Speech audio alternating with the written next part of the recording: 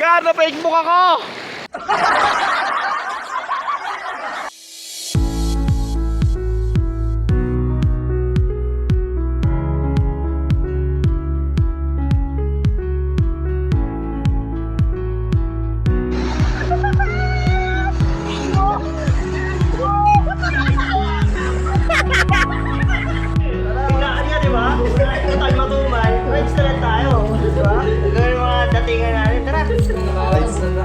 Rides daw, rides. Rides tayo, wala tayong booking eh. Gar, ano na gar? Rides na! Walang booking eh. Rides na! Rides na gar!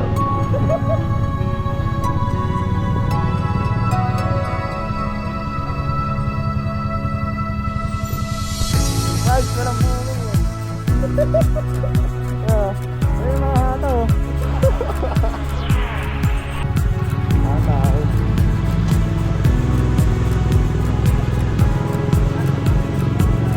Let's go!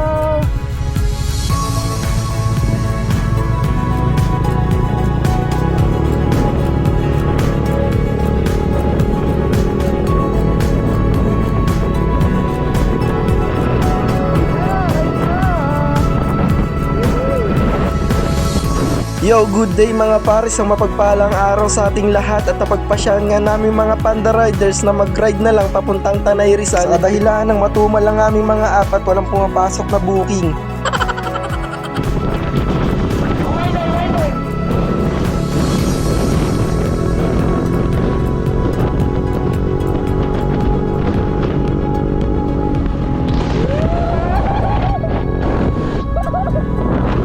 Tanginang tatagal ang mga kasama ko mag-rides ah. You know, boss, Joseph Thomas Jobe, palit kami ng motor. Hey boss, Hipoy.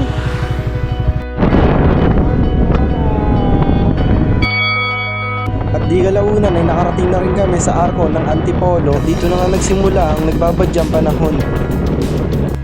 Dahil nga guys, napunta kami ng ulan dito sa Antipolo. Tambay muna ang mga hataw. Mga hataw guys oh. May swimming na to.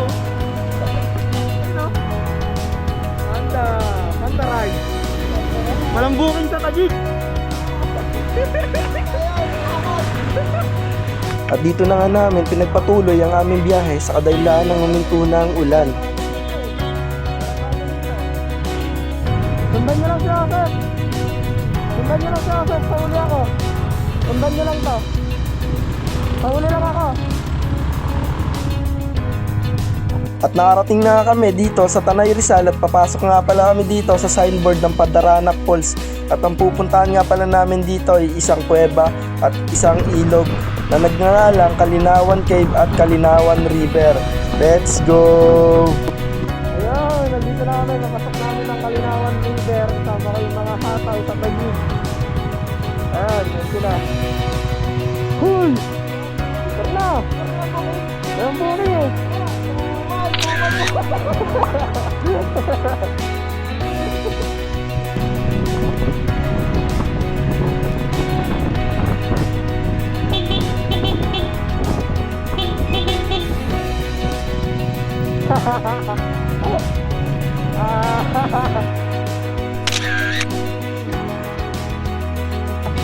Welcome sa Kalinawan River.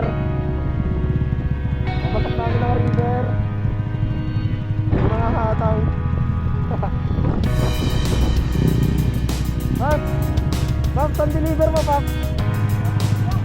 Saan deliver mo, Pap? Sakay? Anong dideliveran mo doon? Ha?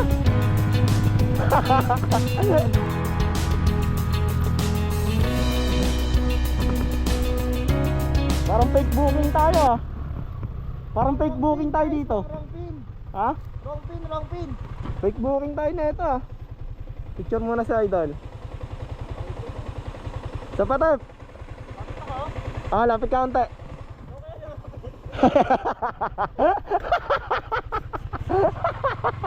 At nakarating na nga kami dito sa Kalinawan at ang una nga pala namin pupuntahan ay ang kuweba.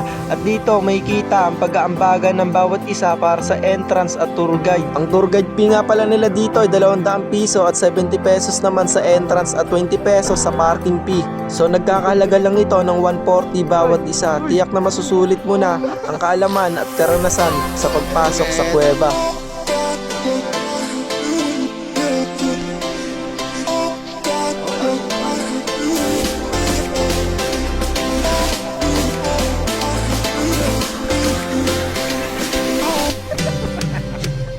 Uy, ako gitna.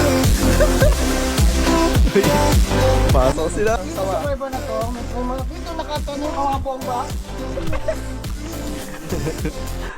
Maraming pumunta dito sa ano. Record lang sa vlog ko. Nagbablog ba talaga kayo? Team Panda. Subscriber. Where? 1 million subscriber. Okay, so ready po. So good afternoon to everyone. So welcome to Kalinawan Cave po. So pangalan ko po ay Jack. Ano po? Jack. So si Kalinawan Cave po, meron siyang 5 layers. Kaya lang, ang tinutour muna ng mga turista, usually first and second. Kasi yung third, fourth, fifth layer po, ito po yung mga optional level. Kung minsan ito po yung sarado at minsan open po. So mamaya ko siya. Ano po? So, bali dito po sa ating first layer, meron po tayong makikita dito, type of optical illusion, rock formation. Makikita nyo parang bungo. Ayan, sir, sa taas. Mapansin nyo may mata, ilong at bibig. Na-imagine po. Oo nga, no? Ito, sir. Bungo nga, ano? Mata, ilong, bibig. Ay, Nakita nyo po? Ayan. So, optical illusion lang yan. Hindi po yan inukit, nature po yung may gawa niyan. Natural rock formations po siya. And then, there is another one po dito sa may part na to. Pero mamaya natin. Grabe dito, guys. Kunti pagkamali, untog ka. Kwento ko po yung historical background niya habang nakikinig po. Dito, wala ka DJ. Meron din minsan. Ulo po ulo. Buti mo napitan sa Ulo DJ. ulo. Tapos ako makikita. Ulo nyo, dito ka na untog eh. Alala ko pa yun. Ulo. Ulo mo napitan pa DJ. So si Kalinawan Cave na-discovered siya. Uy, may tumulo. Ang naka-discover po nito si Chodora Pigingin Felipe.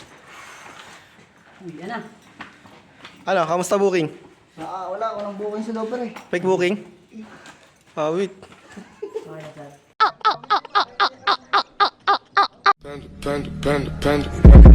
I got broads in Atlanta, just to throw me in the family. Credit cards and the scammers, getting no licks in the band. Legacies.